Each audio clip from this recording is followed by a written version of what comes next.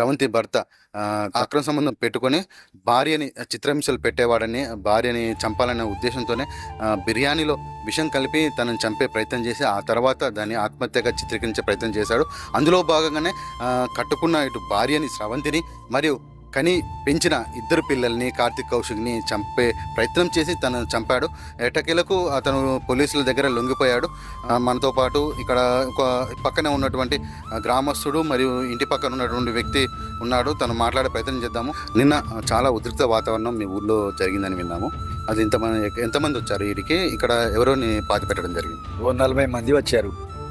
ఆడోళ్ళు మొగోళ్ళు 40 మంది వచ్చి ఏడ్చుకుంటా వచ్చి చంపుకుంటారు. మన్ను పోసుకుంటా దోసేడి ఇంట్లో పోయి అంత కాలబెట్టిన దానికి మళ్ళీ డబల్ పలగా కొట్టుకుంటారు. అయితే మొన్నటి రోజు కూడా అంటే స్రవంతి చనిపోయిన తర్వాత కూడా ఇంటి మీదకి వచ్చి కాలబెట్టడం జరిగింది కదా? అది తెలియదు. రాత్రి మేమే పారిపోయినాం. దగ్గర ఉన్న వాళ్ళు అంత ఆగమైందని మేము దొరికిపోయినాం. వెనక పేర్చిరు. ఇక్కడ పక్కనే అంటే ప్రత్యేక సాక్షి చెప్తున్నారు, ఈ ఇంటిపై ఆనుకునే ఉంటారు. అయితే ఇక్కడ ఈ పిల్లల్ని మాత్రం కాదు, స్రవంతిని కూడా ఈ వెనకాలనే ఇక్కడ ఈ ఇంటి ఆవరణలోనే కట్టెలు పేర్చి తన చితిని ఇక్కడ పెడదామనుకున్నారు. కానీ కొన్ని అనివార్య కారణాల వల్ల ఇక్కడ పెట్టలేదు.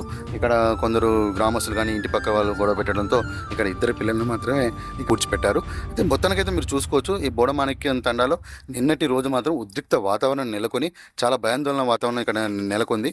మరియు ఈ ఇంటి పక్కన చుట్టుపక్కల ఉన్నవారు అంటే నేను ఇక్కడ ఇంతకుముందు గ్రామంలో కూడా అడిగినప్పుడు ఇలా మీ ఊళ్ళో ఇలా ఒక ఇంటి ఆవరణలో ఇలా పాతి పెట్టడం సమంజసమేనా అన్నప్పుడు సమంజసమే, ఎందుకంటే వాడు చేసిన తప్పుకి ఇలా జరగడం కరెక్టే, దీన్ని చూసి ఇంకొకరు కూడా ఇలాంటి తప్పు చేయకుండా బుద్ధి తెచ్చుకుంటానని సమాధానం వచ్చింది.